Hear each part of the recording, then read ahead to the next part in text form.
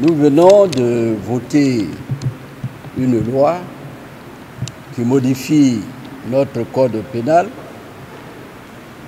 en instituant une répression contre des crimes de blanchiment d'argent.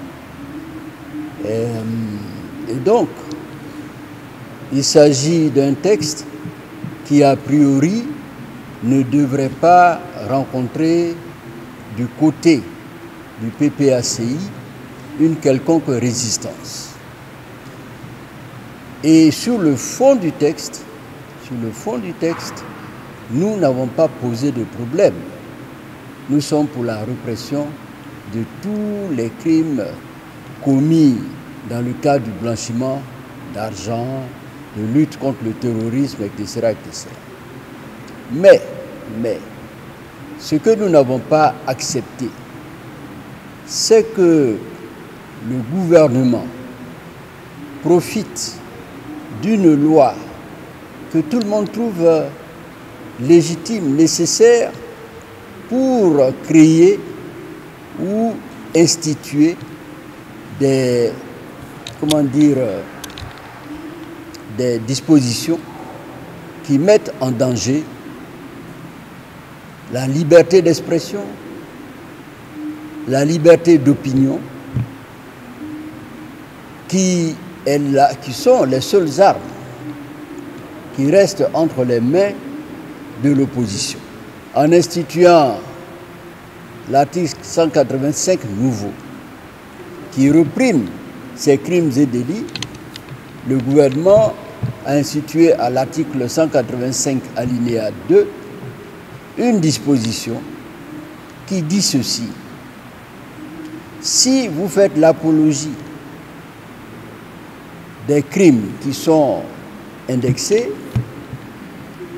qui que vous soyez, si vous appelez au soutien d'un condamné pour ces crimes, qui sont des crimes, il y a des crimes, des délits, il y a des crimes de vol, etc., etc., vous-même, vous êtes passible de poursuites et de condamnation. Cela, nous ne l'avons pas accepté.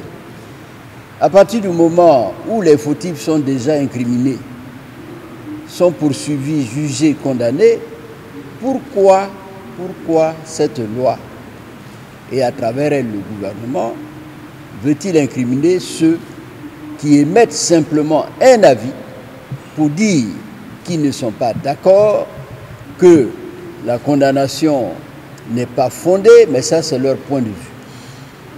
Ce n'est qu'un point de vue. Alors, nous avons trouvé que c'était une manière subtile de museler l'opposition et qu'il fallait réécrire la disposition de façon différente si l'on veut atteindre le même but, frapper ceux qu'il faut frapper et non pas ceux qui ne sont que des citoyens qui émettent leur avis. Et nous avons donc proposé un amendement pour recadrer l'effet de cette loi en mettant de côté les questions d'ordre politique, les questions syndicales, les questions même religieuses. Malheureusement, comme d'habitude, comme toujours, la majorité a eu une réaction mécanique et a rejeté cet amendement-là. Eh bien, nous avons réagi en disant que nous ne sommes pas d'accord et que nous ne voterons donc pas cette loi, quel que soit son objet. Nous avons dit que nous ne la voterons pas et nous ne l'avons pas votée.